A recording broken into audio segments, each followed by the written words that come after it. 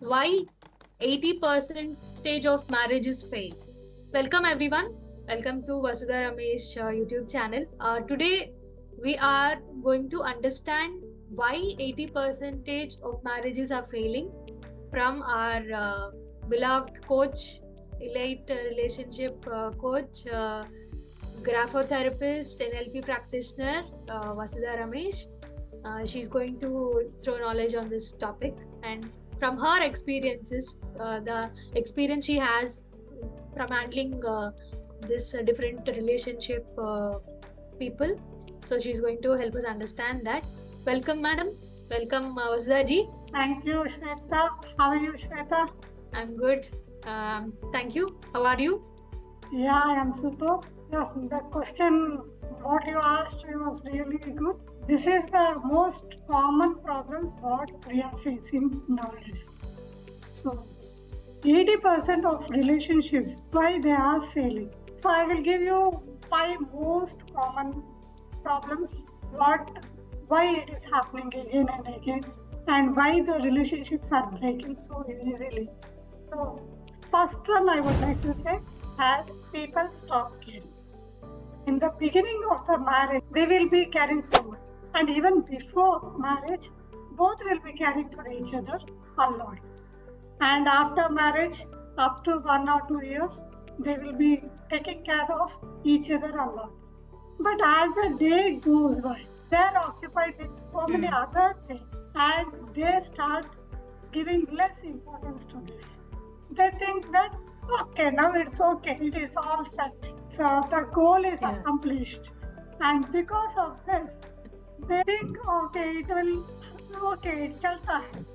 And because of this, what all the problem starts is, the main thing is because of lack of communication, people or the partner become distant. Instead of speaking something very frequently, they become very consciously speaking. Means when there is some problem, then only they speak. Otherwise, they take it for granted.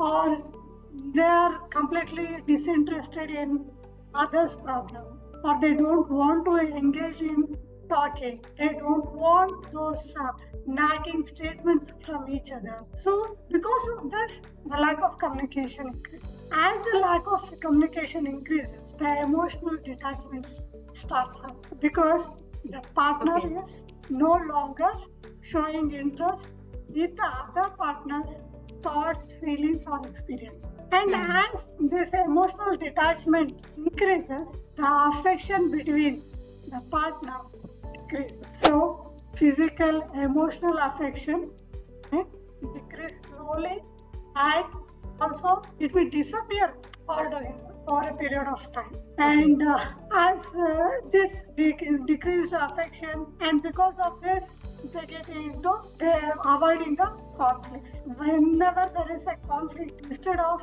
discussing about it, finding a solution for it, they try to be in the more silent zone. And because of all these things, the problems start increasing day by day.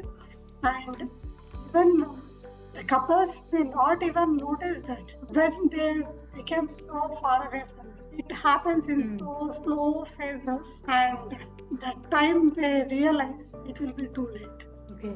Okay. So what they have to do? Start communicating every day for everything. Start communicating. Don't take the partner for granted. We think that okay, he understands this. Instead of speaking, because he knows me so well, he understands me very well. So let him do accordingly. Or he should understand me. That is the biggest myth in most of the couples. Yeah, even if I also used to think like that. My husband is there with me so long. Then he should understand my feelings, isn't it? He should know what I want. Yeah.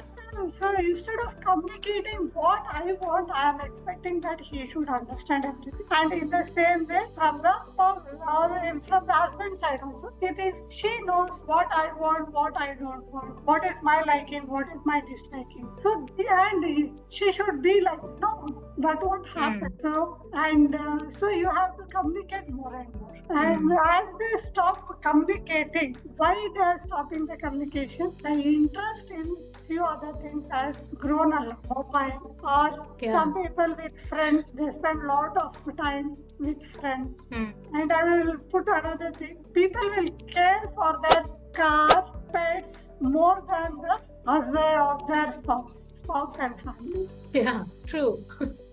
Many don't realize that they are doing it, but yes, they do it. Yeah, bring that awareness inside and start communicating. So the second one, I would like to say microaggression. What is microaggression? It is speaking negative in everyday or subtle way. It may be unintentional sometimes or even unintentionally, because we are used to some type of languages and we start using it. We don't even understand that is hurting the other person very badly. So maybe even saying like commenting on how well the other person is doing it, how well the other person is cooking compared to them. So comparison. Or even from wife's side, they may start commenting that how well the neighbor or her chicha or some relative, how well they are doing. So these are also comes under microaggression. It is not intentional. They want, or they are thinking that they want the other person to understand it, but how it is affecting the person who listens is in a different way. He feels that he is not enough and it starts hurting him. So I would like to say few more sentences like that which hurt a lot, that you always make such a big deal out of everything. Or why are you so sensitive? And it's not that serious. Why are you getting upset? Or you are overreacting as usual. And it may be like, I was just joking. Don't be so sensitive. Isn't it? I am saying. Yeah, these are like very common statements which you find like in our daily conversation. You can listen to that. If you come across a couple, it's like every day it is there. Somewhere or the other, these things they come up. These statements. See, I am saying with a smile on my face. So it is in a different way. So if I put my face without anger or a sad face, different face, and say, how would you always make a big deal out of everything. You are so sensitive for everything. It's not that serious. Why you get upset? You are overreacting as usual. I was just joking and you made a fuss of it. And that is why I don't want even to talk to you. So these things triggers a lot. And coming to the third point. The third one I would like to say is differences. Instead of embracing the differences, we are always arguing on these differences or bringing up with something else. That it is not like this, like that. We are doing like.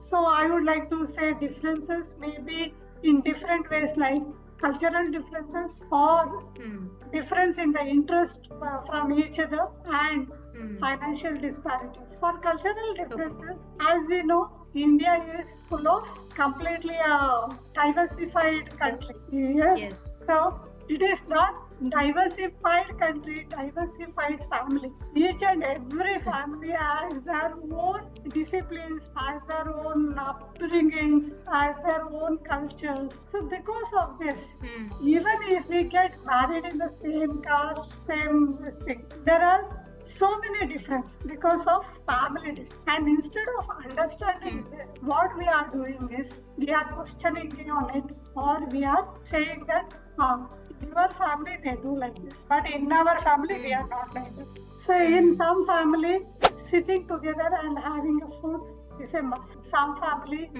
that is not there. So we can, instead of arguing on those things, we can start adopting whichever is convenient for our family.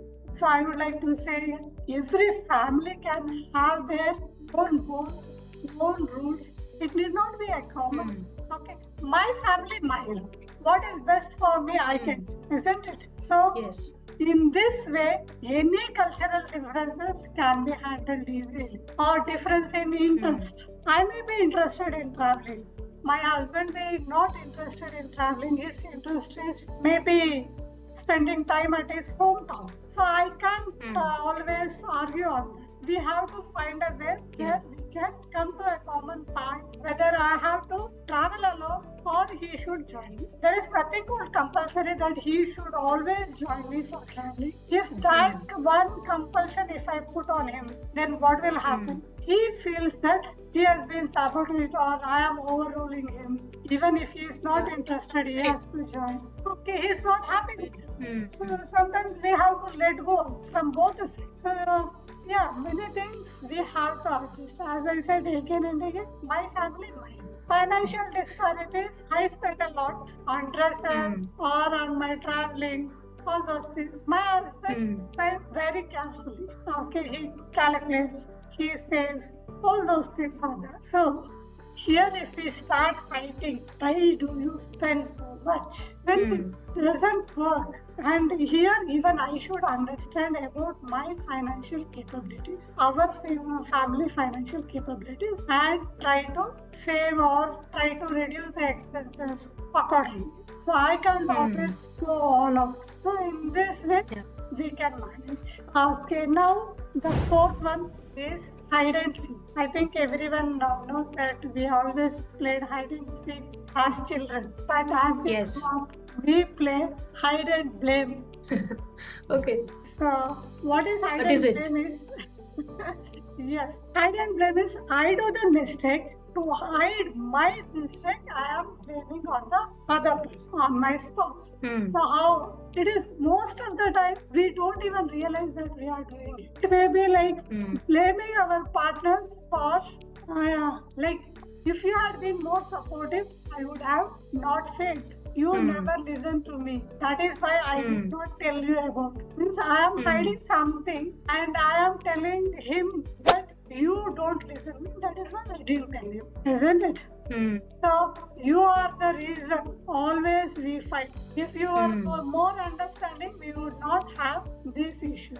There may be a problem in myself, but to hide it, again I am blaming on my partner. So you are the one who distant. If you are more affectionate, I would not feel so alone. So I'm able to relate it where we are Yeah. bringing up this. They are not taking responsibility but throwing everything on the partner.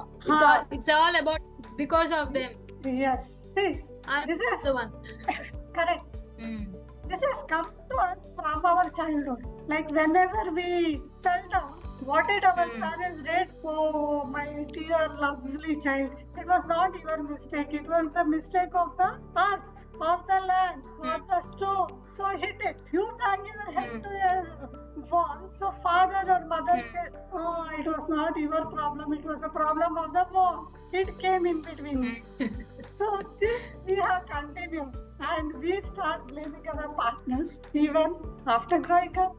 Okay. Yeah. So the fifth one is love language. The love languages is interesting. it's a beautiful book written by Gary Chapman, an American author. He's a relationship coach and he brought these 5 common languages to understand the partner's basic love language. And finding out this is many a time difficult also. So for that, you have to go through that book very slowly and read it and find out your partner's love language. So which are those 5 languages? That is gifts, quality time, words of affirmation, physical touch, and act of service. So what is gift? If my parents have been gifting me means on my every birthday, or if I pass out with some good marks, for everything they have been giving a gift. That means from childhood for me, love means gift. So after marriage, if my husband don't understand it, then if I don't get those gifts, what do I feel? I feel he is not loving me. Because according to me, love means gifts. Okay, so this is where the basis we will fail. So the second one is quality time. Quality time is, as I said earlier, there is a time like having food together, going on a picnic or going on trips. All these are giving that quality time or speaking for more than an hour together in the family. So if I have brought up in that environment, in that way, yes, this was our family life. And if this doesn't fulfill after marriage, then that is a problem. For me, it may be a quality of time, but for my husband, it may be something else. Like for him, it is always words, the way we speak. He always likes to listen in a soft voice or act of affirmations, all these things. So even when he speaks to me, he is very soft and he speaks all the positive. But if I don't understand that and I start gifting, because my love language is according to me, if I think it is gift and I give gifts and I speak whatever I want, will that work? No, because this love language is different. So the fourth one is physical touch. Physical touch, yes, there are so many people who comes to counseling and they feel bad when there is no physical or sexual relationship in 1 week or 15 days, because that is the way they feel that they are loved. Or it may be a simple hug, kisses, holding hands. These are also a simple love language. Okay, if that is not fulfilled, means the simple things like holding hand, hugs, kisses, then they feel that they are not loved. So knowing this is also most important. And the fifth one is act of service. For female, it comes naturally because that is the motherhood or the love they bring in. But for a male, act of service means working or providing the necessities to the family. But according to a female, it is domestic work, helping her in the home, helping if she gets the support or helping hand while cooking or while cleaning, that means an act of service for her. So understanding this and working towards that will make life easier. And if you don't understand your partner's primary love language, it's not only partners, even parents' primary love languages also should be understood. And by knowing this, we can make our life easier, more happier. So this is what I would like to say, Shweta. Your love language. Act of service. Okay, so many women are looking for I think that's the one, act of service. And I feel that's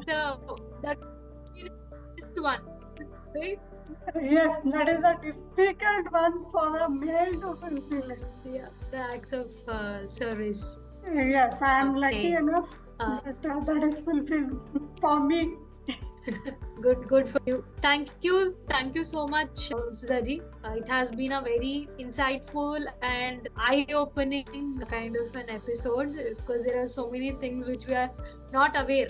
Like, they are happening, but we don't realize that those are the reasons. So it has been a really knowledgeable session, and we look forward to more sessions like these, the episodes. So if somebody wants help in understanding these, they are common, but if somebody needs help with these, so is there a way for them?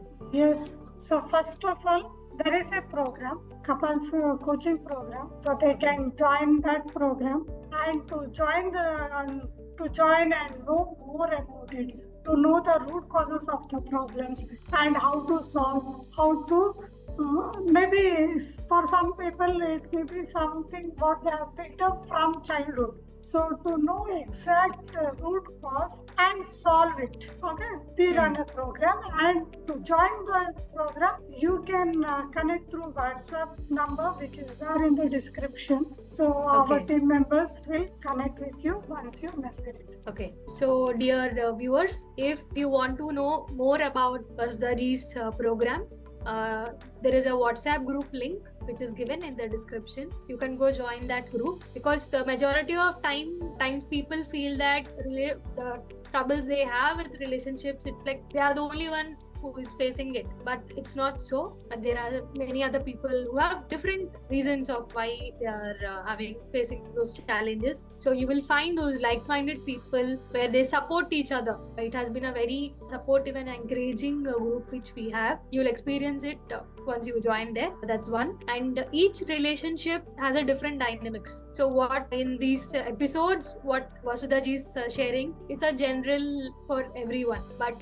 if you need to understand if you want to get a personalized, customized advice as to for your relationship, understanding your relationship dynamics, there is a one-to-one call link is also shared in the description, so you can opt for that. That's a free session which Vasudha ji does, so you can opt for that and hop on a call to understand about it and get the help you need. Thank you once again, Vasudha ji. It's been amazing to learn so many things from you, and we look forward to some more knowledgeable and interesting episodes like these in the future as well. Thank you once again. Namaste. Namaste, and thank you, Shweta, for all the support and the questions you asked was really insightful. And thank you so much. Yeah. So for the people who are watching this episode, please feel free to contact so that you get the answer for your question. Thank you. Bye bye. See you in the next episode. And please don't forget to hit the subscribe button. Yes. You.